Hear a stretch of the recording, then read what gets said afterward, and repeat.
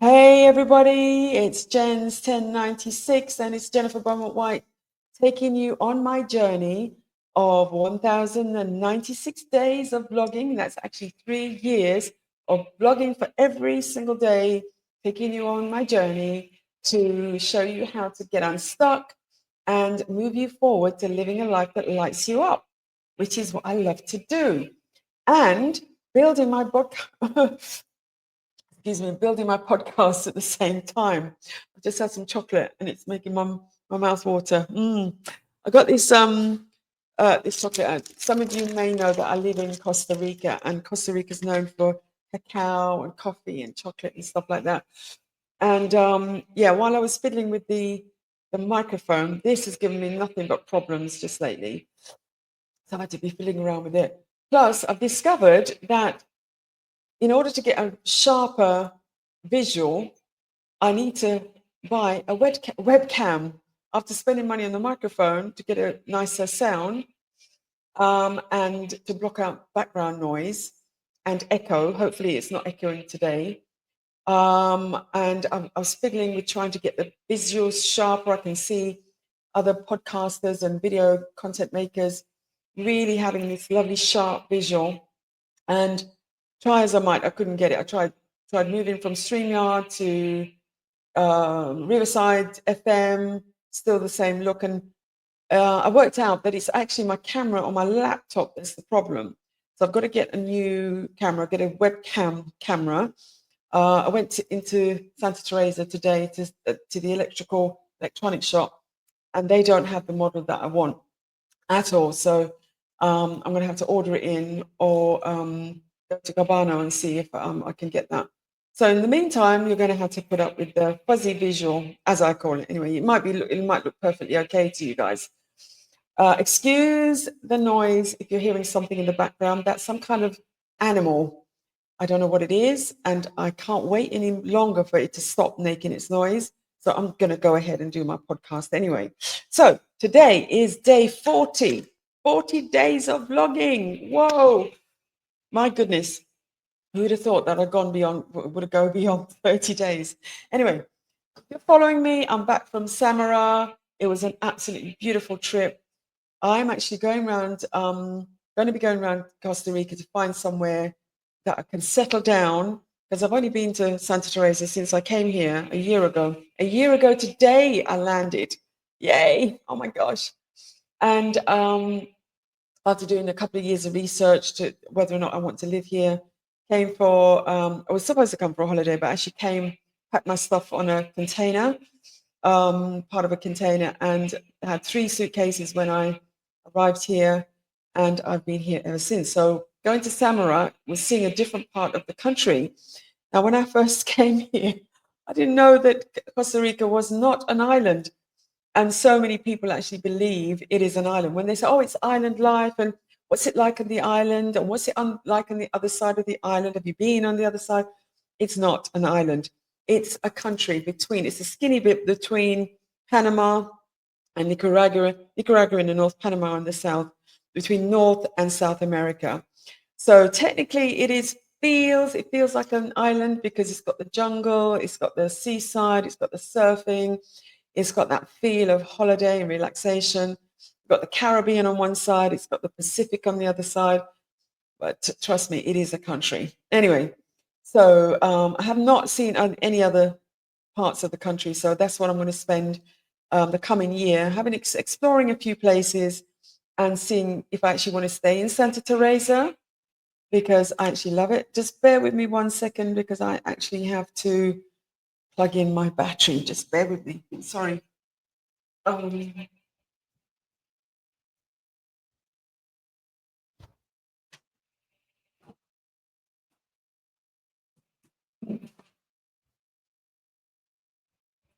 Yeah, with all the fussing about with the actual microphone, I forgot to plug in the charger. Anyway, stage. Yay, and we are back. Whoa. Oh my gosh, let's see how this is going to turn out, because the battery actually went and it's still recording. So let's see how this is going to end up today. I might have to re-record the whole thing. If not, I'm going to leave all the mistakes in. Okay, let's see what's happening here. Right, okay, so where was I? We are at day 40, okay? And with all the challenges I'm having around actually doing recordings, blackouts, internet fails, recording fails.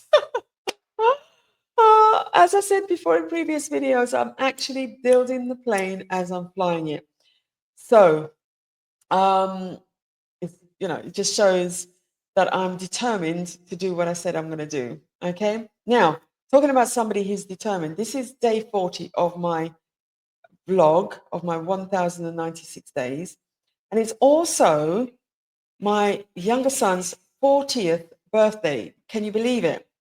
What I'm trying to do is create a video montage of his 40 years, right?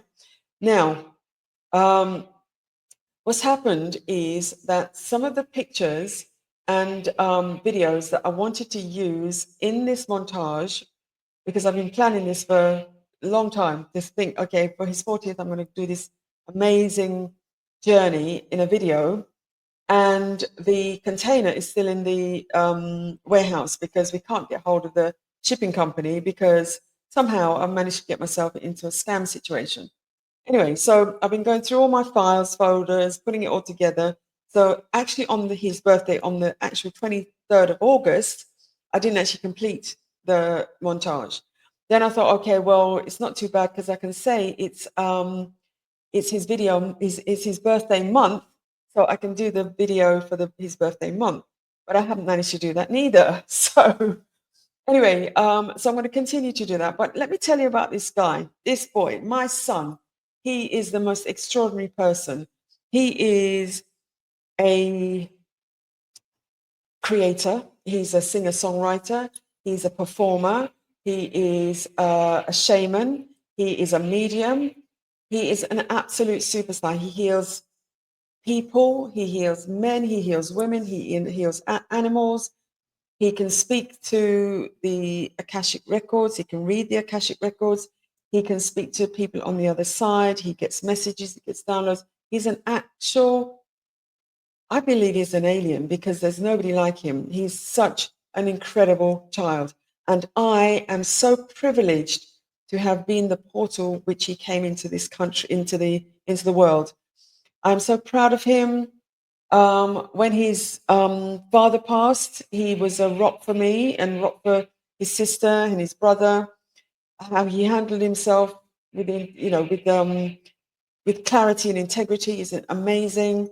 How he handled himself when his nana passed. It just so happened that he was here at the same time. Came in from LA as a visit to the UK. I'm saying here, I mean meant the UK because I still think I'm in the UK in my head. But he came in just before she passed, and she was, they had great conversations. They hadn't seen each other for years, and he was around, and he was here for the funeral as well, and he handled himself so well, and for his brother's passing as well. I mean, he was such a rock to me at that time as well because I was just in a state of total confusion, and he handled everything and managed everything with his two friends, Katie and Rachel, who came in to Tempe to help us organize everything. But he's been an amazing. I'm so blessed to have him in my life. Now, let me tell you about how he has been one of those people from the age of, I'd say 4 or 5. He knew exactly what he wanted to do. He had a 5-year plan from the age of 5. Trust me, because he was into gymnastics. He was going to go for the 2012 gymnastics, right? So we got him into gymnastics.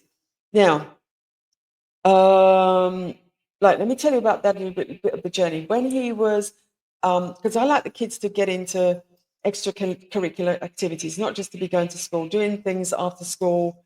He was always a little dancer. He was always upside down. So I thought I'd, and he loves to swim. He's a real dolphin. So I thought, let me take him to swimming lessons after school. So I picked him up and I drove down to Ladywell Swimming Bars. And I said, okay, Desi, we're going to go and find out about swimming lessons. He says, I'm not going swimming. I don't want to go swimming. And he wouldn't come out of the car. So he says, I want to do gymnastics. I thought, okay, he's 5 years old. So I drove around the corner to to where I knew there was a gym club. So we went in and they said they don't take boys, it's only girls. I must take him up to Crofton School where there's an after school club there where this lady runs, Aquila, I think her name was, and Aquila. And so I drove up there and there's a table outside the gymnasium, okay? So I'm going up to the lady and I'm saying to her, you know, my son, I'd like to find out about classes for my son to do gymnastics. So as I'm speaking to her and trying to find out, he's taken off his clothes and he's gone into the gym. I said, Desi, come back. And she said, no, don't worry, because it's a free session anyway, just to see if they'll settle in and if they're okay with the other kids. She said, come back in about an hour. So I did. I came back in an hour and he absolutely loved it. Anyway, so he was going to gym twice a week after school. And then it got to the point where they couldn't actually teach him anymore. So he had to be had to join a club that only catered for boys gymnastics, which was different from kids and girls gymnastics. So I had to take him to Lewisham at this time. Yeah. No, tell a lie. That was Orpington. Had to take him down to Orpington, drive all the way from Catford to Orpington to the gym training in Orpington. Big concern. They do trampolining. They do all the different disciplines, boys, girls, whatever. Really serious stuff. And they were training for the Olympics for 2012. Okay, so started going there twice a week, and then it got to 3 times a week. Then it got to the point where he'd been doing that for years and years, got into competitions, winning and coming second in competitions, doing really, really well, got the trophies and the medals and everything, fantastic. Then it got to the point where he was also doing dancing at Italia Conti after school and Saturday club. He managed to get himself into Italia Conti senior school, like the actual school in the Barbican, as well as he was training for the 2012 Olympics in gymnastics. So now I'm running between gymnastics in Orpington and that's the other thing I forgot to say. He managed to get himself a part in the 97 production of Oliver. And so there was three nights of rehearsals and 3 nights of training for the Olympics. So at the age of 11, he had to make a career decision. Does he want to pursue the gymnastics or does he want to pursue a career in performing arts? And obviously he chose performing arts because it's impossible physically to do both. And I was run ragged, honestly, going all over the place, trying to get into the different disciplines that he was doing. Anyway, so he stuck with performing arts, did really well with that. He was in a lot of stage productions when he was young, and then he got into different types of auditions. Now, Italia Conti had an agency, and they were really strict. If you did not keep up with your schoolwork, you were not allowed to go for auditions. So all the kids were, kept their schoolwork up so that they can be considered for auditions. This is really good. A lot of the schools, performing arts schools, did not actually do that. They just thought, just sent the kids to auditions anyway, regardless of their school results. Okay. So anyway, he was doing pretty well with that. Then when he got to senior school, he didn't want to stay in the senior school part, the college part of Italia Conti, because he said, Mom, they'll be treating me like a kid because they know me from when I was 11. So now I'm 16. I want to be treated like a like an adult. So he was the one who found out about Lane's Theatre Arts, because a lot of his school friends were going to Lane's Theatre Arts. Now, one thing about Desi, he is absolutely totally focused. If he's going to do this, he's going to really work at it and work at it until he gets the part, or gets the work right. If we're going for auditions, he'd be the one taking me through town to, you know, exactly where he was going. So he always had a 5-year plan. So he gets into Lane's Theatre Arts, and then he's there doing whatever he does. He's chosen for the producers before he graduated. So he got a two-year stint in the producers. Then he said, "Mom, I've had enough of this. I want to be a singer-songwriter." And I thought, excuse me, why didn't you tell me this before? We could have saved all of these. He said, "No, no, no, no. I've always wanted to be that, but the discipline of all the performing arts disciplines really has done me a big favor." So I thought, right, if you want to be a singer-songwriter, you're going to fall out of the frying pan into the fire, because that's an even tougher discipline. It's a big, fat, hard world. Okay, so he then decides he's going to be a singer-songwriter. So he takes himself off to produce his first album. And while he's producing his first album and mastering his first album, he was headhunted for fame. Now, by this time now, he was in Dublin doing the final master for the actual album, Back to Me. And he called me while I was down in Hastings. He said, Mum, I don't know what to do. I don't know what to do. They want me to be part of Audition for Fame. And I want to do it, but I still want to do my album. I don't know what to, I really don't want to go back to it. But the actual producer herself has called me, so it must be really important. So what was happening at the time was there was a lot of black productions in the West End. I think there was Porgy and Bess, and there was the five guys named Mo. A lot of black productions who had the top black performers in the leads already, and they were having a real challenge finding the lead role of Tyrone for Fame, because the role meant that you had to be an actor, a singer, and a dancer, all three disciplines to a high standard. And the guys that were getting could do two of the two disciplines, either sing and dance or act and sing or whatever it was. They weren't getting the right person. So Desi's name was being bandied around the industry and saying, you've got to talk to Desi Miller. You've got to talk to Desi Miller because he can do all three. He's amazing. He's great. He's blah, blah, blah. So anyway, the producer tracked him down and asked him if he would please audition. He went for the audition. And he said, "Mom, they want to give me the part. I don't know what to do. I don't really want to do it." I said, "Well, listen, you're telling me that you need some extra money at this time. Why don't you just do it for a short time, get the money, and then go back to your recording for your album?" Which is what he did. So he negotiated 6 months. He said he wants 6 months. And 3 months. He wants 3 months. But the producer came back and said, "Well, you can have 5.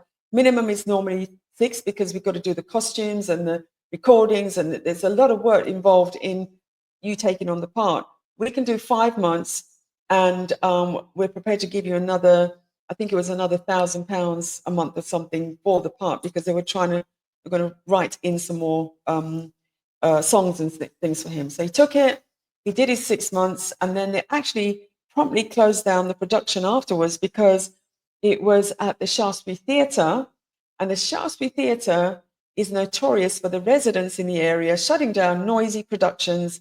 As soon as they're out, they say, "No, it's too noisy, we can't sleep, blah, blah, blah." Now, why would you move into an area where it's theatre land and, it's going to be noisy? I just think it's just, people just trying to be in control. Anyway, so they shut down the production. Desi got his money, finished his album. Then he decides he's going to go for a break. And he's gone off to LA to visit some friends. And then he's come back and said, Mom, I've got to be in LA, because that's the place where the music is being made. I can't get headway in this country because we're gigging for nothing. We're not getting, getting any traction with our work or anything like that. So we really need to be. I need to be in LA. That's where the music industry is, and that's where some of my friends are, and they're doing pretty well. So I thought, oh my God, what's he doing? What's he doing? I thought, okay, right, you know what you're doing. Okay, do that. So he worked for 2 years solid, got his money together, and then he got his visa, paid for everything he needed to pay for, and he found an apartment, and he was there. So he's always been one of those kids that's like, this is what I want to do. This is where I'm going. I've done my research, and that's where I'm. That's it. I'm just going to make it happen. He is so disciplined, even to the point where he's got like I think 50 tracks on Spotify. He's had songs on shows like Lucifer and oh God, I can't even think of them. Bel Air, Will Smith's dramatic version of The Fresh Prince of Bel Air. What else has he done? He's done, yeah, I can't even think of them because I'm really tired at the moment. But he's got tracks on commercials, Coors Light, Jack Daniels, Fitbit, all that. Because what he does, he actually is a singer-songwriter. He writes songs, commercial style songs, and he puts them into a library. And then people choose. They come along, producers and music people come in and choose tracks for their shows and their commercials. And he's had loads and loads and loads. And I'm just thinking, how can you leave from Catford and go all the way to LA in an industry that is so hard? There's people in LA who are struggling to get their songs into shows for years, and they're born there and they're born in America. And yet you come along with your fast self and you're just writing such beautiful stuff and people want it. I just think he's incredible. So I think it's the energy as well, because he's focused and he's putting out this energy that I know what I'm doing. I know where I'm going, and this is what I want to do. I've done my research. I know the kind of songs that are needed, and he just does it. He's just such an incredible soul. Now he's in Mexico and he's healing people. He's healing people. He's um, uh, you know, coaching. He's changing people's lives like you wouldn't believe. So he wants to bring his healing practice into his music, and create albums and music that actually heal from you hearing the music. Anyway, so that's one person in my life that I know is absolutely totally focused. So, Desi, for your 40 years in my life, I bless you. I bless the universe. Thank you, thank you, thank you, God, angels, ancestors, for bringing him through me, for me to be able to witness this superstar child, this superstar person who's totally focused on where he's going, what he wants, and making it happen, and living a life that lights himself up and lights up the world, lights up my life, lights up his client's life, lights up the people hear his music. And yeah, a lot of you who are listening to this know what his music's like, know who he is as a person. And I'm sure you're blessed to have him in your presence as well. So anyway, that's day 40. I think that's enough. Talking about my 40-year-old son. And on day 40, which is, I think, is pretty apt. And now I'm going to leave and go and have some sleep because I'm so tired after the trip from Samara. Talking has worn me out. And I will be back tomorrow for day 41 of JenzTEN96. I love you. I'll see you tomorrow.